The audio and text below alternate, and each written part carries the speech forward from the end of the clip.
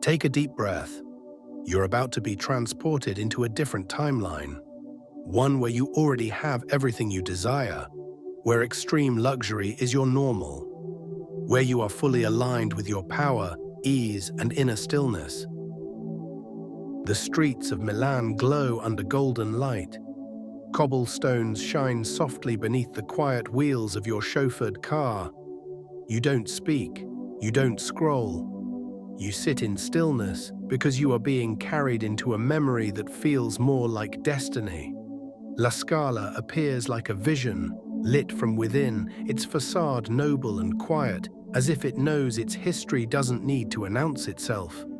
Your car stops, the door opens, and the air around you shifts. Your foot touches the ground with precision, velvet pumps, or a custom-polished shoe. The weight of your coat is soft but commanding, cashmere and confidence. The doorman nods, not as a formality, but as recognition. Inside, the foyer is hushed. Chandeliers drip light from the ceiling. The marble beneath you reflects the gold, but you don't look down. You look forward. A host greets you with subtle warmth. "Your box is ready," she says gently. You glide past hushed conversations and long-lashed glances. This is not just elegance, this is ancestral wealth vibrating in the walls. You ascend a curved staircase with velvet railings. Mirrors line the walls, not for vanity, but for reverence. You catch your reflection once, and it stops you. Not because you look good, but because you look correct. Like someone who belongs in this air, under this light. The balcony box opens like a private chapel, 2 seats, a small velvet bench, a silver tray of sugared almonds and mineral water. The curtain is still down, but the orchestra is tuning. Your heart expands with every sound, every minor note, every silence between the rehearsed and the divine. This is not music, this is architecture for the soul. A violin pierces the air in a slow rise, the lights dim, the red curtain stirs, and suddenly, you are not watching something begin. You are remembering something that never stopped. You lean forward slightly, the velvet presses against your knees. The woman next to you adjusts her earrings. A man in the lower seats closes his eyes. Everyone is still. Everyone knows. The sacred is starting. Your breath deepens as the overture begins. Every note carries the energy of centuries.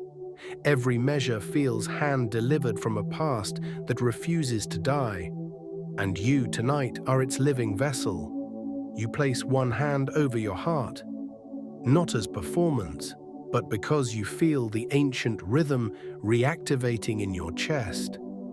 And as the soprano's voice climbs into silence and holds you there, suspended, raw, regal, you remember, this is what it feels like to be art, not just an audience.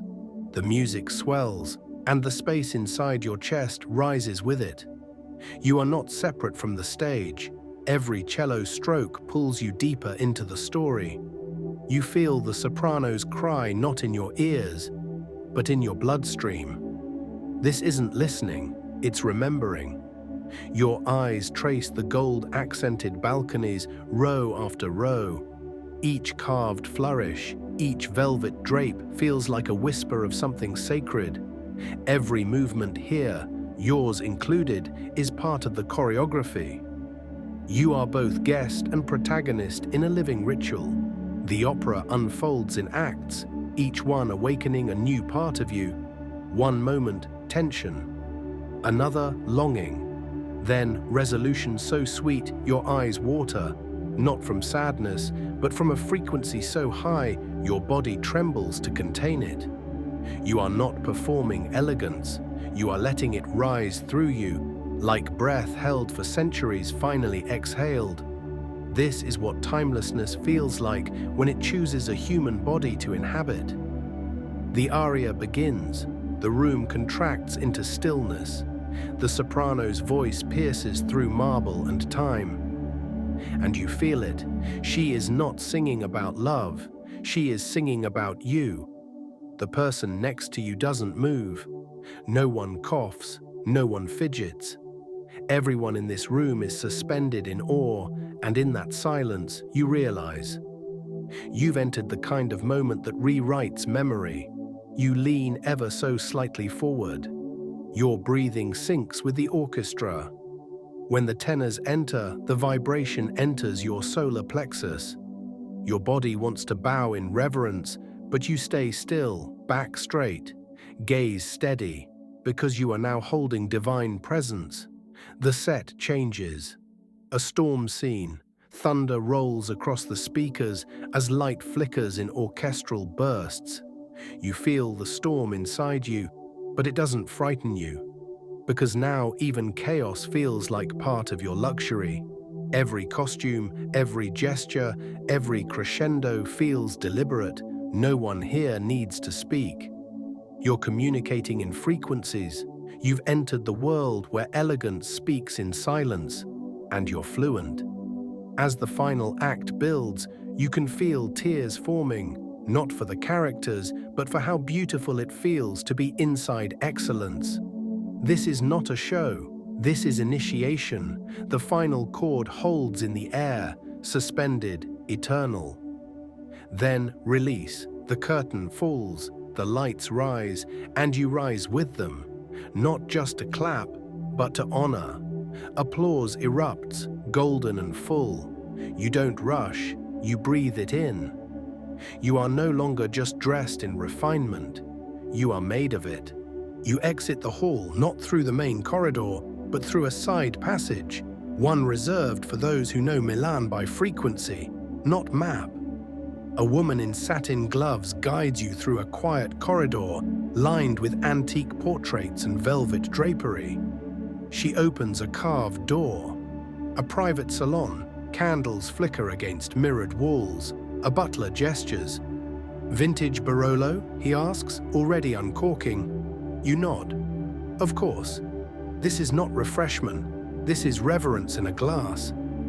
The scent of oak, cherry, and memory hits before the taste. You lift the glass slowly, hold it in your palm like something alive. You sip, and time folds inward. It tastes like old books, fireplaces, and knowing your worth. A tray of cheeses and dark chocolate arrives, aged Parmigiano, truffle pecorino, preserved figs. Each bite balances richness with precision.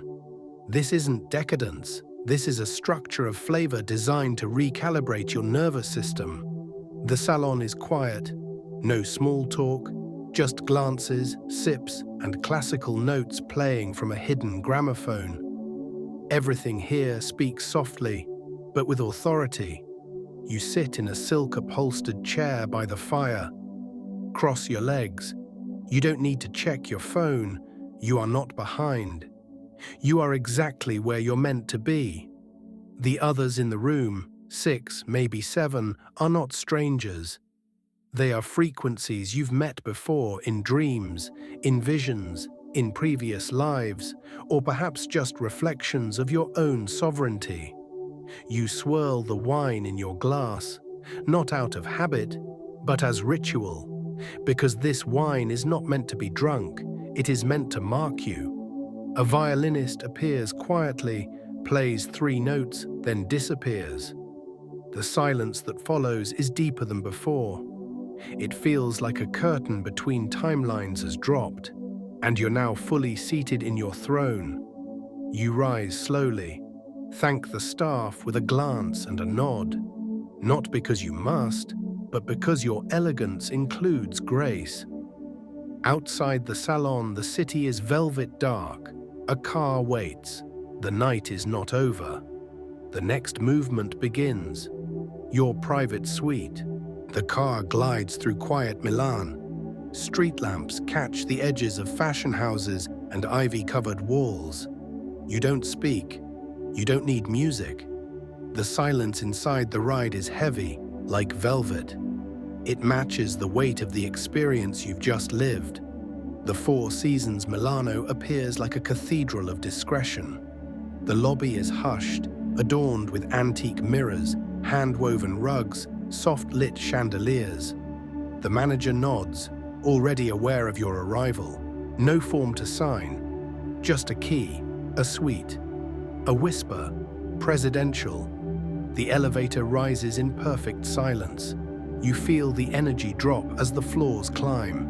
You're not tired, you're settling into your field.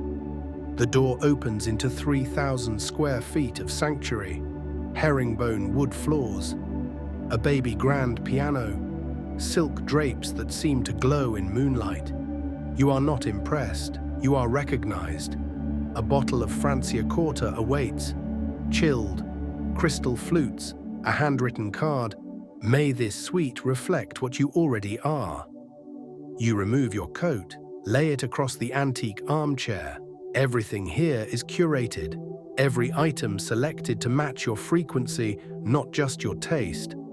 The bathroom is marble and gold, heated floors, a soaking tub the size of a private pool. You run the water slowly, add lavender oil, orange blossom, and sandalwood. This is not for cleansing. This is for remembering. You sink in. The warmth takes you completely. The scent rises into your mind like a soft cathedral bell. You close your eyes, not to escape, but to integrate. When you step out, a silk robe waits. You wrap yourself in it like truth. Your skin glows, your body hums. You are not undone, you are realigned. You move through the suite barefoot. Touching details, gold inlays on the writing desk, hand-blown glass sconces, velvet headboard that feels like history. You are not dreaming. You've woken up into yourself. The bed pulls you in like a secret. Sheets smooth and cool, pillows like air, but you don't sleep yet. First, you write one line in your journal. I have become the elegance I once admired. You place the pen down, turn off the lights. The room glows dimly, and as you settle into the bed, breath steady, chest open, face relaxed. You know, old world wealth isn't old at all. It just waited for someone like you to wear it again.